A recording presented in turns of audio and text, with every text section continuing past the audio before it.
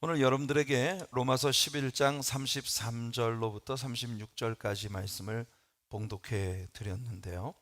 이 말씀을 본문으로 해서 하나님의 부요하심이라는 제목의 말씀으로 여러분과 같이 은혜를 나누고자 합니다. 하나님의 부요하심. 이제까지 바울은 구속에 대한 하나님의 계획에 대해 로마서에서 기록을 해왔습니다. 하나님께서는 이 땅에 메시아를 보내시는 일을 위해 이스라엘 백성들을 선택하셨어요. 아브라함을 선택하시고 너와 내 후손에게 복을 주겠다 언약을 주시던 그 순간부터 이스라엘이라고 하는 민족은 메시아를 이 땅에 보내시기 위한 하나님의 계획 속에 세워진 선택받은 민족이었습니다. 그러나 하나님께서 약속하신 메시아를 그들에게 보내주셨을 때 이스라엘은 그 메시아를 거절했죠. 자, 이스라엘 사람들이 하나님께서 보내신 메시아를 거절했을 때 하나님의 복은 이방인들에게로 향하게 되었습니다. 하지만 신실하신 하나님은 그 언약 백성으로 선택하신 유대인들을 아직도 포기하지 않으셨고 다시금 그들의 마음을 열고 메시아를 영접하도록 그들을 불러주신 것입니다. 이것이 바울이 기록하고 있는 하나님의 구속 계획의 full cycle이에요. 전체적인 하나님의 구속 계획의 전체적인 그림이 바로 이런 것입니다. 바울은 여기 로마서 11장에서 하나님의 이 신비를 감람나무의 접붙임에 비유하고 있습니다. 참 감람나무의 원가지 natural branch가 있습니다. 그 참 감람나무의 원가지에 돌 감람나무, 그러니까 그 원래의 그 가지가 아닌 unnatural branch, 이 돌 감람나무에 형편없는, 별로 기대할 것이 없고 희망이 없는, 오늘 우리 두나미스 프레이즈 밴드의 찬양의 가사 가운데 기대할 것 없는, 기대 없는 나귀와 같은 나를 하나님이 선택하시고 내게 복을 주셨다고 하는 그런 가사의 내용이 있었는데요. 참 기막힌 가사입니다. 돌감람나무에서 뭘 기대하겠어요? 거기서 열리는 열매는 떫고 너무나 보잘것없는, 맛도 없고 먹을 수 없는 그런 열매를 맺는 아주 초라한 가지죠. 그런 unnatural branch, 돌감람나무의, 원래 참감람나무의 원가지가 아닌 그런 가지를 접붙여서 바로 이방인들, 정말 기대할 것 없는 우상 숭배와 죄악으로 얼룩진 이방인들을 하나님의 언약 백성 이스라엘에 접붙임을 시켜주심으로써 아브라함을 우리들도 우리의 조상이라고 말할 수 있는 그런 믿음의 조상이 되게 하신 그 하나님, 그 믿음의 조상들에게 주셨던 하나님의 약속에 참여하는 큰 복을 우리가 누리게 되었다는 것입니다. 하지만 이렇게 그들에게 보내신 메시아를 거절한 이스라엘이 그렇게 하나님과의 관계가 끝나는 것이 아니라 다시금 하나님께서 유대인들에게 하나님의 아들을 믿고 구원받을 기회를 주실 것이라는 것이 성경이 우리들에게 보여주고 있는 예언이에요. 결국 바울의 결론은 뭡니까? 하나님께 선택받은 백성이라고 그렇게 자랑하는 유대인들이나 처음부터 나귀처럼 기대할 것 없는 초라하기 그지없는 우상 숭배와 죄악에 얼룩진 버려진 민족 이방인들이나 할 것 없이 모두가 다 믿음 밖에 있을 때에 우리들 모두에게 하나님께서 은혜를 부어 주셨다는 것입니다. 구원받기에 합당치 못한 사람들에게 하나님의 부요하신 은혜와 긍휼이 베풀어졌다는 것이 오늘 본문에서 바울 사도가 우리에게 주는 가르침인 것입니다. 바울은 이 모든 하나님의 구속 계획들에 대해 이야기하고는 결론적으로 이런 찬양을 쏟아내고 있습니다. 깊도다 하나님의 지혜와 지식의 부요하며, 하나님의 지혜의 깊이, 그 하나님의 지식의 부요로움의 깊이, 이것이 찬양할 수밖에 없는 이유가 되고 있다는 것이 바울의 선언입니다. 하나님은 우리 모든 인생들을 위해 얼마나 아름다운 구속 계획을 세우셨습니까? 이 구속의 계획이 하나님의 사랑이 얼마나 깊고 부요한 것인지를 우리에게 보여주고 있는 거예요. 또한 하나님의 지혜와 지식의 풍성함을 우리에게 보여주는 것입니다. 하나님의 지식의 깊이는 얼마나 깊은가. 우리처럼 완전히 벌어질 수밖에 없는 죄인들이 이렇게 예수를 영접하고 하나님의 자녀가 되어 영원한 천국의 상속자들로 세워지게 되리라는 걸 하나님은 태초부터 미리 알고 계셨다는 겁니다. 우리들이 우리 어머니의 모태에 지어지기 이전부터 우리의 생의 모든 일들을 하나님 이미 다 알고 계셨다는 거예요.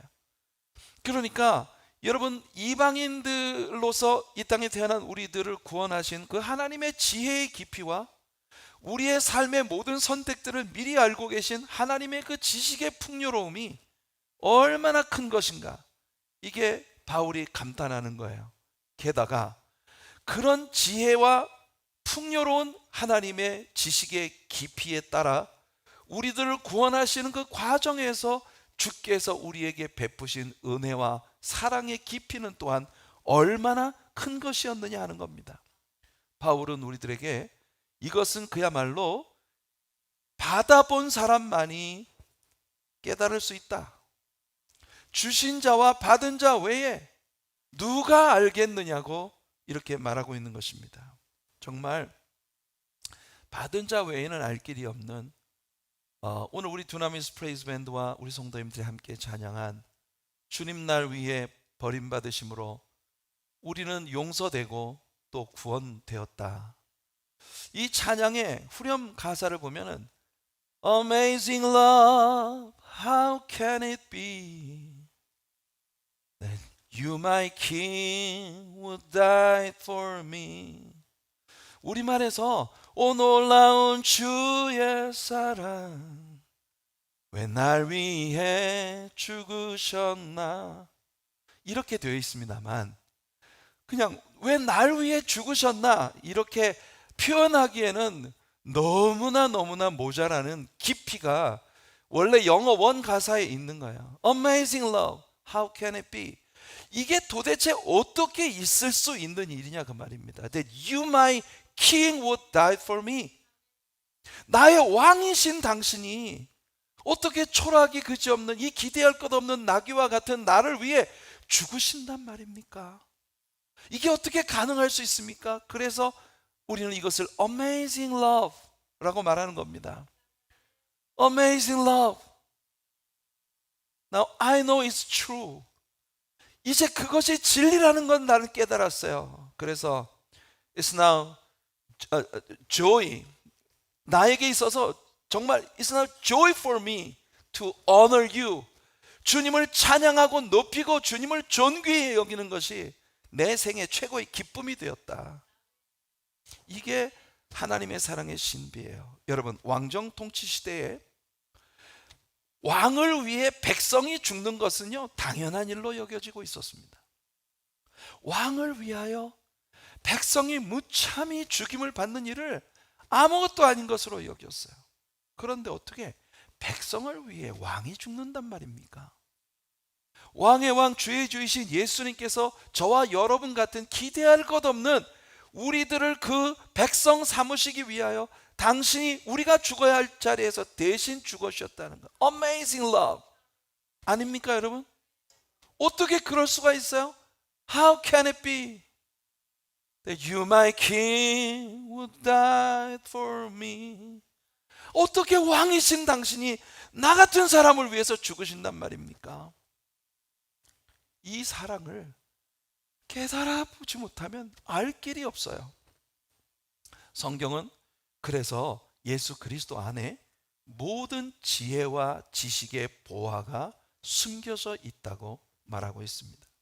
골로새 2장 3절에서 바울이 말합니다. 그 안에는, 그가 누굽니까? 바로 예수 그리스도예요. 그 안에는 지혜와 지식의 모든 보화가 감추어져 있느니라. 바울은 고린도 교회에 이렇게 말했어요. 고린도전서 1장 25절에 하나님의 어리석음이 사람보다 지혜롭고 하나님의 약하심이 사람보다 강하니라. 바울은요, 주님의 이 구속 계획을 깨달았을 때 하나님의 지혜와 지식에 대한 경의를 갖게 되었습니다. 여러분, 하나님의 어리석음이라는 말이 됩니까? 하나님에게 어리석은 부분이 있으실까요? 없으시잖아요, 그죠? 하나님께는 어리석은 부분이 있을 수가 없어요. 근데 우리가 신앙인으로 세상을 살아갈 때 때때로 하나님이 참 어리석으시네, 왜 이렇게 하시지? 하나님은 도대체 지금 이 상황을 아시는 거야, 모르시는 거야? 지금 나의 계획에 의하면 내일은 어떤 일이 벌어져야 되는데 그러려면 오늘 이런 일이 이루어져야 된단 말이야. 근데 하나님 왜 아무것도 안 하고 계신 거야? 우리가 이해하지 못해요. 그래서 우리는 순간적으로 하나님이 나보다 어리석으시다는 생각을 할 때도 있다는 겁니다. 바울이 우리에게 얘기해 주는 게 바로 그거예요. 그러나 하나님이 어리석으신 순간이라 하더라도 최고로 지혜로운 인간보다 지혜로우신 것이다. 저는 하나님께서 지으신 생명의 신비를 볼 때 하나님의 지혜의 경의를 느낍니다. 반면 하나님이 창조하신, 하나님께 피조되어진 이 모든 피조물들의 세계를 바라보며 그 놀라운 신비를 우연한 액시던트, 우연한 사고의 연결고리로서 진화 과정을 통해 이루어졌다고 생각하는 이 어리석은 인생들의 초라한 지혜가 가련해 보입니다. 여러분, 하나님이 지으신 세계를 보세요. 이 우주 공간에 수없이 많은 별들, 그 별들 중 어느 것 하나도 하나님의 관리를 받지 않는 것이 없습니다.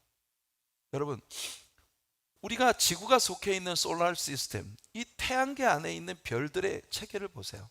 태양을 중심으로 해서 수성, 금성, 지구, 화성, 목성, 토성, 또 소행성들, 천왕성, 명왕성, 해왕성, 이런 별들의 시스템이 여러분 그들에게 정해진 올빗을 따라서 계속 움직이고 있어요. 그런데 솔라 시스템이라고 하는 이 큰 별들의 세계가 밀키웨이 갤럭시라고 하는 그 은하계에 소속된 많고 많은 별들의 시스템 중에 아주 작은 한 시스템에 불과해요.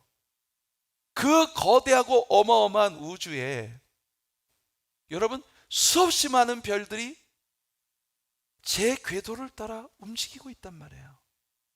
이게 여러분 디자인이 없이 가능할 수 있느냐 그 말입니다.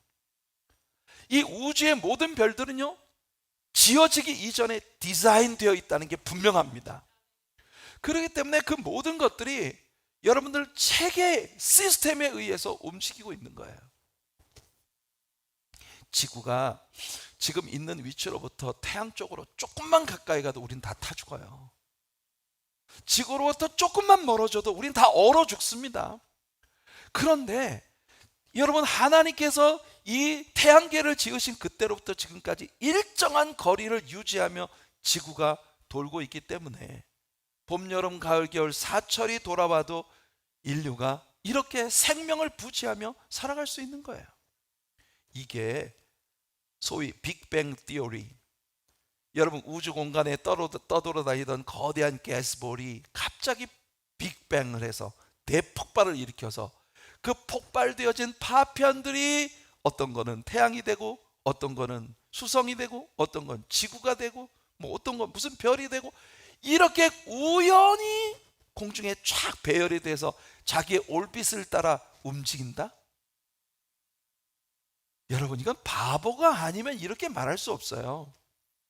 그런데 인간들은 세상에서 가장 지혜롭다고 하는 사람들이 자신의 지식을 총동원해서 이런 말도 안 되는 진화론의 가설들을 만들어내는 것입니다. 우리가 창세기를 공부할 때 에드윈 칸클린이라고 하는 사람이 이런 얘기를 한 것에 대해 여러분들에게 얘기 드린 적이 있습니다. 진화론의 교리를 믿는 사람들은 무엇을 믿는 것과 같으냐 하면은 인쇄소에 거대한 버켓이 있고 그 버켓 안에 A, B, C, D 활자들이 마구 섞여가지고 그 거대한 버켓 안에 들어있는 A, B, C, D 그 활자들, 수많은 활자들이 있었는데 어느 날 이 인쇄소가 갑자기 폭발을 했어요. 인쇄소가 빵 폭발을 했는데 그 폭발에 의해서 버켓 속에 있는 ABCD 활자가 공중으로 확 비산했다가 그것이 우연히 땅에 타타타타타타타타타타 떨어졌는데 셰익스피어의 거대한 작품이 나왔다. 이렇게 말하는 것만큼이나 어리석은 게 진화론의 가설에 의해서 우리가 바라보고 있는 모든 피조물들이 우연히 여기까지 왔다고 믿는 것이란 말이에요. 지구라고 하는 별 위에, 물 위에 떠다니던 아메바나 집신벌레 같은 단세포 생물들이 우연의 연결고리에 의해서 진화가 되어지고, 그래서 그것이 점점 고등동물로 변해가며 원숭이의 과정을 지나서 우리 인간이 되었다. 그래서 다윗은 시편 14편 1절에서 이렇게 말합니다. 어리석은 자는 그의 마음에 이르기를 하나님이 없다 하는도다. 여러분, 어리석은 자는 그 마음에 이르기를 하나님이 없다 한다. 여러분 여기 스크린에 나오는 밑에 뉴 킹 제임스 버전의 이 구절을 한번 보세요. The fool has said in his heart, there's no God. 이 말은 무슨 말이에요? 오직 바보만이 하나님이 없다고 말할 수 있다는 겁니다. 그들은 부패하고 그 행실이 가증하니 선을 행하는 자가 없도다. 그들의 가증하고 부패한 행동과 선을 행하는 자가 없는 정말 악의 열매를 맺고 있는 그들을 정당화시키기 위하여 하나님의 존재를 부정하기 위해 인간은 온갖 것들을 동원해서 자신들의 지식과 지혜를 가지고 진화론의 가설들을 만들어내는 것입니다. 개구리가 변해서 멋진 왕자가 되는 것은 오직 동화 속에서나 있을 수 있는 일입니다. 진화론자들의 논리는 그런 일이 동화가 아니라 수백만 년의 세월 동안 꾸준히 우연한 사건들이 연결되어져서 진화를 통해 나타날 수 있는 변화라고 주장하고 있는 겁니다. 옛날에 물고기였는데 지금 여러분들이 사람이 돼가지고 돌아다니고 계시다는 거예요. 여러분 이게 여러분 세상의 최고의 석학들이 만들어내는 가설들입니다. 하나님께서 우리 인생을 얼마나 신비하게 지으셨는지 생각해 보세요. 기억이라고 하는 것의 신비. 전 이게 참 놀랍습니다. 우리들에게 도대체 어떤 케미스트리가 작용을 해서 우리들의 몸 안 어딘가에 우리들의 기억들을 저장할 수 있는 그런 탱크가 있는지, 마치 컴퓨터 하드 드라이브에 수없이 많은 클러스터들이 있고 그 클러스터 안에 우리가 저장해 놓는 데이터들이 이 구석 저 구석에 다 들어가. 그 하드 디스크의 거대한 그 디스크 안에 아주 작은 클러스터들이 만들어져서 그 속에 우리가 입력하는 모든 데이터를 다 보관하고 있는 것처럼 우리들의 이 작은 몸뚱이 안에 어마어마하게 많은 기억들을 보관하는 클러스터들이 있다는 겁니다. 그게 우리 브레인일까요? 하트일까요? 아니면 몸의 어떤 곳이 하드 드라이브처럼 그런 저장고로 쓰여지고 있는 것일까요? 아무튼 기억은 굉장히 신비해요. 여러분이 무슨 냄새를 맡으면 거기 뭐가 있다는 걸 압니다. 그죠? 여러분들이 일하고 집에 딱 들어왔는데 문을 여는 순간 짜장면 냄새가 집안에 쫙 나고 있다. 그러면 여러분들 나를 저녁에 짜장면을 먹이려고 짜장면을 올더해놨구나. 그리고 여러분 당장 가가지고 짜장면을 찾을 거 아니겠어요? 무슨 냄새를 맡으면 거기에 무슨 일이 벌어졌다는 걸 우리는 알고 있는 겁니다. 콘서트에서 피아노를 연주하는 사람이 그 콘서트에 어마어마하게 긴 곡을 완전히 그 악보를 기억하고 있다는 건 정말 놀라운 일 아니겠습니까? 더군다나 거대한 오케스트라의 지휘를 하는 지휘자에게는요, 모든 개별적인 악기들의 악보들이 통째로 그 머릿속에 기억되고 있다는 것입니다. 수많은 악기들이 연주를 하는데 그 중에 한 악기만 제 시간에 제대로 연주가 되지 않아도 그거를 잡아낼 수 있을 만큼의 그런 어마어마한 기억의 클러스터들이 인간에게 존재하고 있다는 거예요. 이런 모든 일들이 우연히 벌어질 수 있다고요? 농담하지 마십시오, 여러분. 아니에요. 이런 일들은 절대 우연히 만들어질 수 있는 일이 아닙니다. 세밀하고 완벽한 디자인에 의해서 만들어진 것이에요. 여러분의 기억 속에 남아있는 많은 사람들의 얼굴들을 생각해 보십시오. 그리고 그 얼굴들과 함께 기억되고 있는 그들의 이름들을 생각해 보십시오. 때로는 어떤 사람을 길에서 딱 봤는데 저 사람 이름이 뭐더라? 얼굴과 이름이 매칭이 되지 않는 때가 있습니다. 그러면 우리는 우리의 기억 저장고에서 그걸 끄집어내느라고 온갖 애를 쓰죠. 분명히 아는데 분명히 저는 뭐지? 네. 그런데요, 까맣게 잊어버리고 있다가 갑자기 우리 기억의 어느 곳에서 이렇게 툭 튀어 올라오는 거예요. 여러분 신비하지 않습니까? 어제 누군가와 대화를 나누다가 칼림바라고 하는 악기에 관한 이야기를 나누었거든요. 그 칼림바라고 하는 악기에 대한 이야기를 나는데 그 칼림바가 너무 아름다운 음색을 가지고 있는 그런 악기여서 제가 이 칼림바를 하나 좀 사서 이걸 좀 한번 배워볼까 하는 끊임없이 배우고 싶은 그런 욕망이 있는데 그 칼림바라고 하는 악기 이야기를 하는데 이 칼림바 생각이 안 나는 거예요. 근데 밤에 잠을 자려고 자리에 딱 누웠는데 칼림바 갑자기.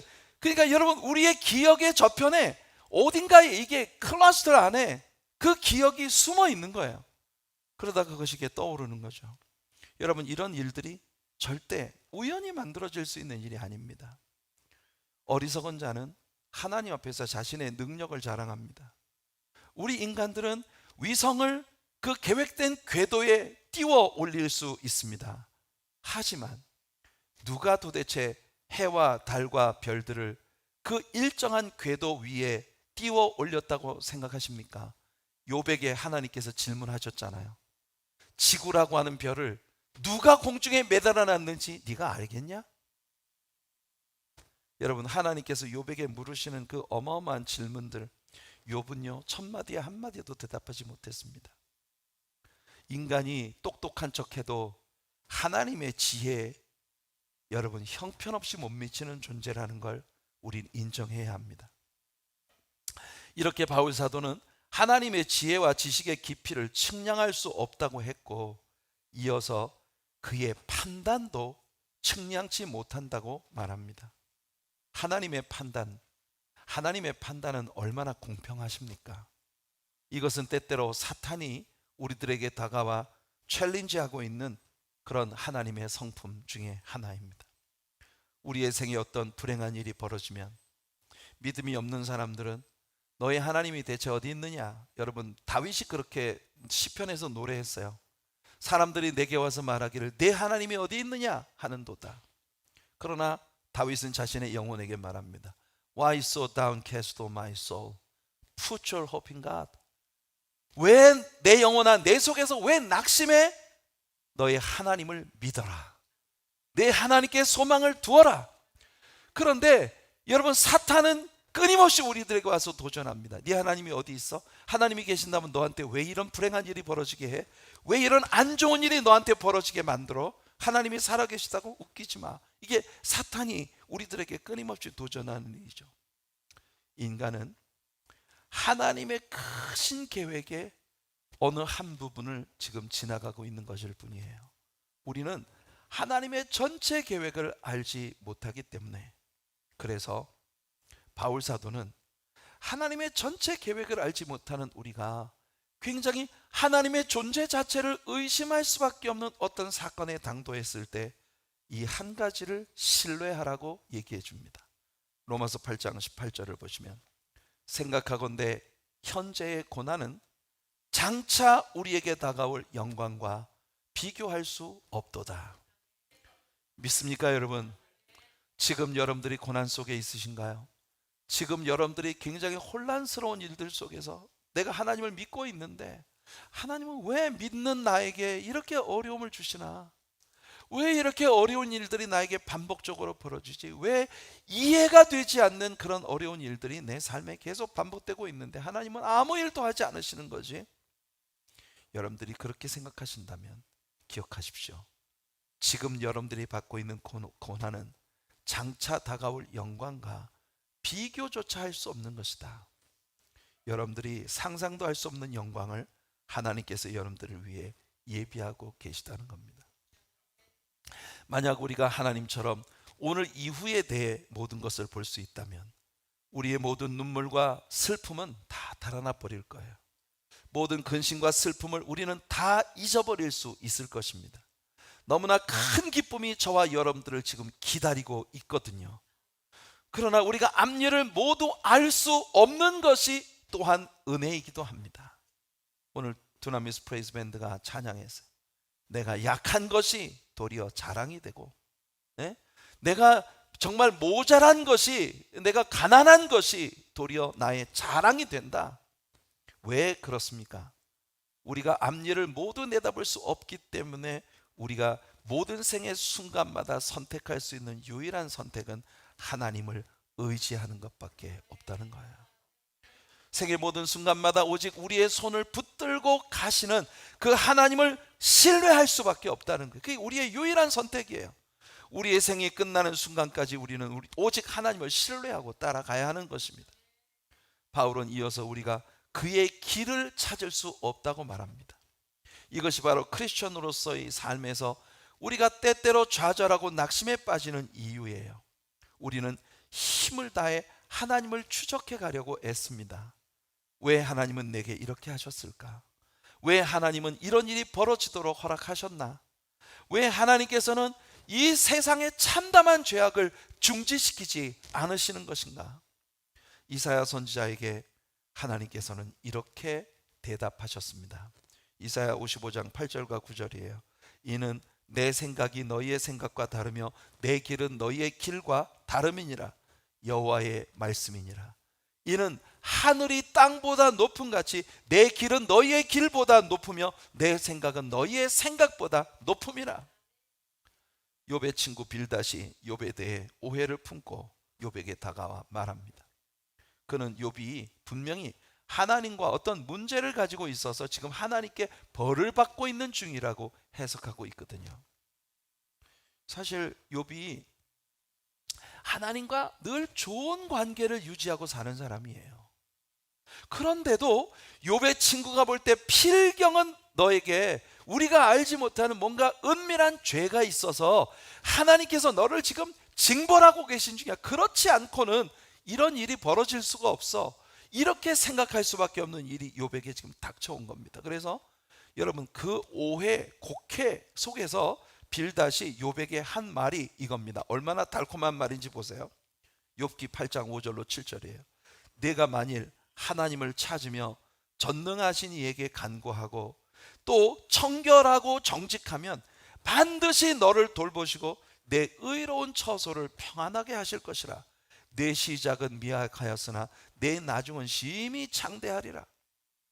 여러분 우리가 이 구절만 성경에서 앞뒤 컨텍스트 다 띄어내고 요 구절만 딱 액자에 넣어서 걸어 놓으면요 완벽한 하나님의 축복의 선포입니다. 그렇지 않습니까 여러분? 근데 사실은 이게 성경이 진리의 선포로서 우리에게 주신 말씀이 아니라 욥에 대해서 오해를 가지고 있었던 빌닷이 잘못된 그의 지혜, 잘못된 그의 지식에서 한 아주 어리석은 말이었어요. 여러분 이 말을 들을 때 욥은 얼마나 답답하고 화가 났겠습니까? 생각해 보세요. 헤이 빌닷, 지금 너는 멀쩡하고 나는 이렇게 병들고 갑자기 가난해지고 모든 걸 상실하고 이 말할 수 없이 구겨진 휴지 조각처럼 여기에 널브러져 있다고 해서 네가 나한테 이렇게 우월감을 가질 수 있어? 누구보다 내 친구인 네가 잘 알잖아. 나는 하나님과 얼마나 건강한 관계를 지금까지 유지해 왔는가, 얼마나 내가 하나님을 잘 믿고 의롭게 살려고 지금까지 몸부림쳐 왔는가. 누구보다 네가 잘 알잖아. 어떻게 네가 나한테 이렇게 얘기해? 내가 이렇게 쭈그러져 있다고 네가 지금 나한테 훈수를 두려고 하는 거야? 욥이 얼마나 화가 나고 답답하고 고가웠겠어요. 여러분 우리 인생 살아가다 보면 이런 일 경험할 때 진짜 많지 않습니까? 내가 인생 살아오면서 지금까지 정말 하나님을 위해서 내가 못한 게 뭐가 있단 말이야. 나보다도 엉망진창으로 사는 인간들이 세상에 수두룩한데 그 수두룩한 엉망으로 살고 있는 사람들은 왜 다 내버려 두고 이렇게 하나님 잘 믿으려고 애쓰는 나 같은 사람에게 이런 고난과 역경과 어려움이 온단 말이야. 이해되지 않을 때 욥이 그 친구 빌닷에게 하는 말이 여기에 있습니다. 욥기 9장 2절로 10절이에요. 진실로 내가 이 일이 그런 줄을 알거니와 인생이 어찌 하나님 앞에 의로우랴. 그래 빌닷, 네가 말하는 거 내가 모르는 바 아니다. 만일 네가 나 같은 일을 당해서 여기 쭈그러져 앉아 있다면 나도 너처럼 너한테 와서 얼마든지 말할 수 있어. 그게 그렇다고 모르는 사람이 누가 있겠어? 그 말이죠. 사람이 하나님께 변론하기를 좋아할지라도 천마디에 한마디도 대답하지 못하리라. 그는 마음이 지혜로우시고 힘이 강하시니 그를 거슬러 스스로 완악하게 행하고도 형통할 자가 누구이랴. 그가 진노하심으로 산을 무너뜨리시며 옮기실지라도 산이 깨닫지 못하며 그가 땅을 그 자리에서 움직이시니 그 기둥들이 흔들리리로다. 그가 해를 명령하여 뜨지 못하게 하시며 별들을 가두시도다. 그가 홀로 하늘을 펴시며 바다 물결을 밟으시며 북두성과 삼성과 묘성과 남방의 밀실을 만드셨으며 측량할 수 없는 큰 일을, 셀 수 없는 기이한 일들을 행하시느니라. 욥의 이 답변 속에 있는 의미는 뭐냐면은, 빌닷, 네가 모든 걸 다 알고 있는 것처럼 뻐기지 마. 내가 이런 형편에 있고 너는 지금 나보다 나은 자리에 있으니까 네가 얼마든지 나한테 와서 모든 걸 다 알고 있는 것처럼 말하겠지만, 우리 인생에게 부딪혀오는 일들 중에 우리가 온전히 이해할 수 없는 하나님의 크심 안에 있는 일들이 너무나 많은 거야. 욥은 지금 그렇게 답변할 수밖에 없어요. 왜냐하면 자기 자신도 이해가 안 되거든요. 하나님과 변론을 해서 어떻게 이길 수 있겠어요? 천마디에 한마디도 답변 못한다. 그래요. 나중에 욥에게 하나님께서 막 엄청난 질문들을 쏟아부으시는데 욥이 한마디도 대답 못하잖아요. 그죠?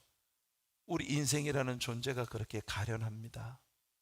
우리의 삶에 당장 코가 대자 빠져가지고 숨이 턱끝까지 차서 곧 죽을 것 같은데, 그런데 이 일의 연유가 무엇이고 내 앞에 무엇이 나를 기다리고 있는지 일체 알 수 없는 게 인생이라고 할 때, 그것 때문에 우리가 느끼는 그 답답함, 이게 인생의 가련함이에요.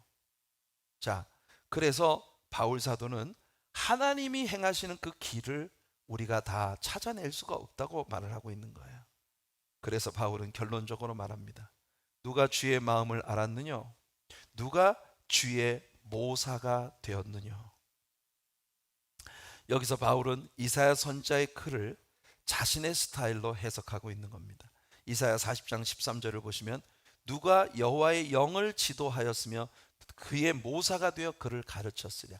인간이 누가 감히 하나님께 훈수를 둘 수가 있겠느냐, 그 말입니다. 바울은 이사야 선지자의 같은 말씀을 고린도 교인들에게 또 이렇게 인용하기도 했습니다. 고린도전서 2장 16절을 보면, 누가 주의 마음을 알아서 주를 가르치겠느냐? 그러나 우리가 그리스도의 마음을 가졌느니라. 바울은요, 우리가 하나님을 알 수 없어요. 그렇지만 우리가 하나님의 뜻에 순응하는 것이 최고의 지혜다. 그래서 예수 그리스도의 마음을 품도록 그렇게 하는 것이 우리 인생의 최고의 지혜다. 이게 바울의 말이에요. 저는 때때로 기도하면서 하나님을 가르치려고 하는 제 자신을 발견할 때가 있어요. 여러분들은 어떠신지 모르겠습니다만 자꾸만 주님께 제가 충고하고 있는 제 자신을 봅니다. 제가 생각할 때 주님은 꼭 이렇게 하셔야 될 것 같아요. 근데 안 하신단 말이에요. 하나님, 제가 어떤 성도님을 위해 중보하면서 가끔 이런 기도를 합니다. 하나님, 이 성도는 우리 교회 기둥 같은 사람이에요. 이 성도는 얼마나 착하고 충성된지 하나님 아시지 않습니까? 그러니까 이 성도는 하나님이 특별히 대우를 하셔야 된단 말이에요. 그런데 하나님, 이 성도가 이렇게 답답하고 어려운 현실 속에 있어요. 이게 말이 됩니까, 하나님? 제가 하나님께 그렇게 기도할 때가 있다니까요. 그것이 저 자신의 문제일 때도 있어요. 하나님, 제가 생각할 때는 내년에는 나에게 무슨 일이 벌어져야 합니다. 그러려면 최소한도 지금 이 시간에 어디까지 와 있어야 돼요. 근데 하나님 뭐 하시고 계신 거예요? 진짜 답답하시네. 하나님, 왜 이렇게 움직이지 않으시는 겁니까? 하나님, 이렇게 좀 해주세요. 오늘은 하나님께서 저 사람을 만나시고 내일은 하나님께서 누구를 나한테 보내셔서 뭘 어떻게 하시고, 하나님 모르시겠어요? 그래서 제가 하나님 앞에 어줍지 않은 그런 충고를 하고 있는 제 자신의 모습을 저의 기도 가운데서 발견할 때가 많다는 거예요.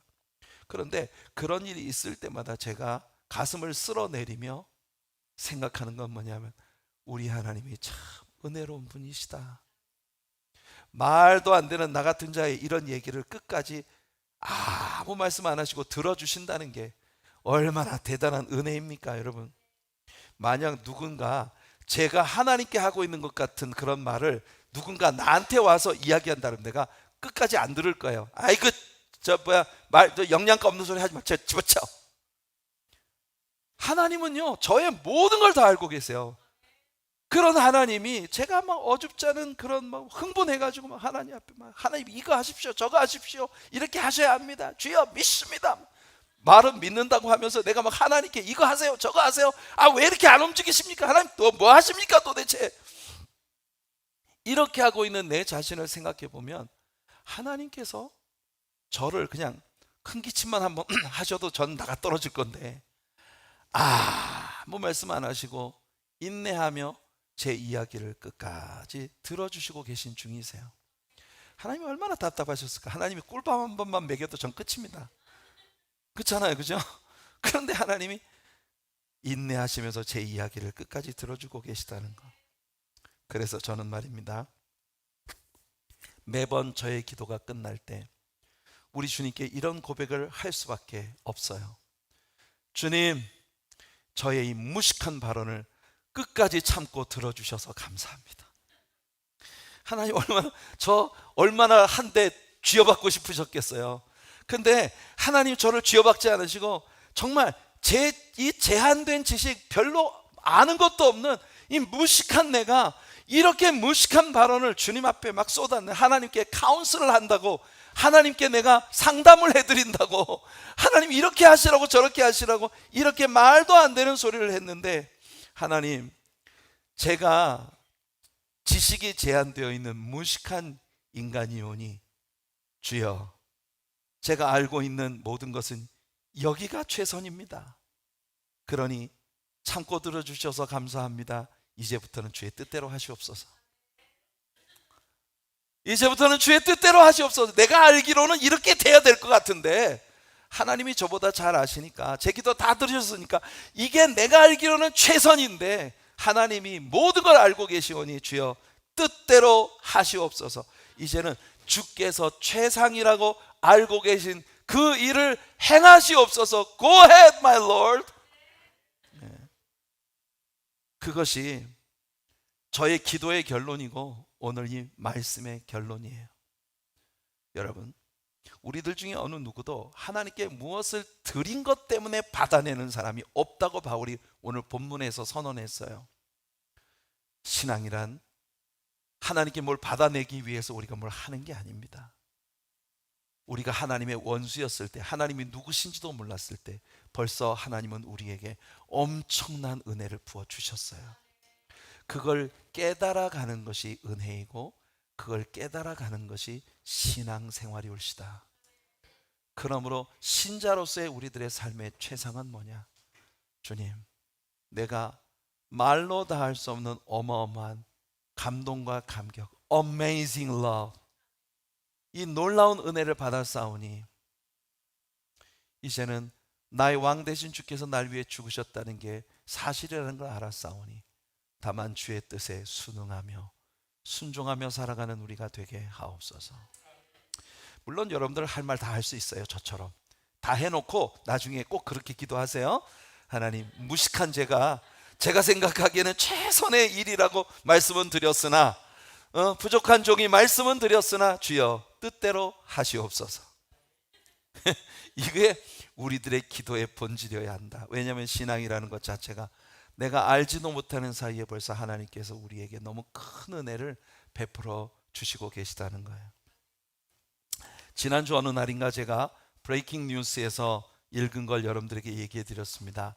냉장고 사이즈만 한 어떤 그 별의 파편이 여러분 이 지구를 향해서 어마어마한 스피드로 달려오고 있었는데, 여러분 이 우주학자들이 일체 눈치도 못 챘대요.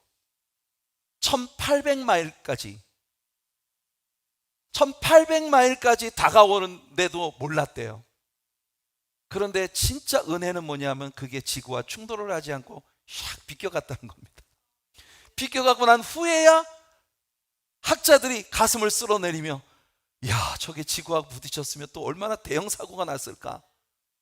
그런데 여러분, 우리 인생이 그래요. 우리가 알지도 못하는 사이에 어마어마한 일들이 우리에게 쏟아져 내려오는 걸 하나님께서 다 막아주시고 계신 중이에요. 그냥 다만 감사합시다. 다만 찬양합시다. 이 모든 것이 주의 은혜라고 하는 걸 믿는 우리들이 되기를 바랍니다. 거룩하신 주님, 오늘 우리들에게 은혜 주셔서 이렇게 우리에게 벌어지는 모든 일들 속에 우리가 다 이해할 수 없지만 하나님께서 오래전부터 약속하셨던 메시아를 보내셨는데 유대인들이 거절하고, 그 거절한 유대인들에게 아직도 하나님은 사랑을 베풀어 주시고 계시고, 그 와중에 정말 구원받을 가치가 일체 없었던 우리들 같은 이방인들이 하나님의 보너스 은총을 받아 이렇게 아브라함을 우리의 믿음의 조상이라고 부를 수 있는, 예수 그리스도를 나의 구주라고 부를 수 있는 은혜의 자리에 들어오게 하셨사오니, 이 놀라운 신비를 하나님 우리가 무엇으로 다 표현할 수가 있겠습니까? 다만 감사하고 감격하며 넘치는 은혜로 감격과 감사 때문에 신앙생활을 유지해가는 우리들이 되게 도와주시옵소서. 하나님, 우리는 하나님께 많은 얘기를 할 수 있지만, 그러나 하나님, 얼마나 하나님께서 들으실 때 가소롭고 어리석고 어처구니 없는 그런 논리들을 하나님께 우리가 펼치고 있는 것이겠습니까? 그러나 주님, 우리가 할 수 있는 모든 것들을 주님 앞에 쏟아놓고 우리는 다만 기도합니다. 주여, 뜻대로 행하시옵소서. 우리의 삶에서 언제나 우리도 알지 못하는 사이에 우리에게 다가오는 무지막지한 형벌과 징계들을 다 면하게 하시고, 예수 그리스도의 피로 우리를 구속하신 그 감격적인 사랑에 매료되어 오직 주님만 섬기고 주님만 사랑하는, 그것이 우리 인생 최고의 자랑이고 기쁨이 되어지는 우리들이 되게 하옵소서. 정성껏 준비한 11조와 헌물들로 주님을 예배합니다. 드리는 손길마다 축복하시고 기쁨으로 연락하여 주시옵소서. 예수님의 이름으로 간절히 기도하옵나이다. 아멘.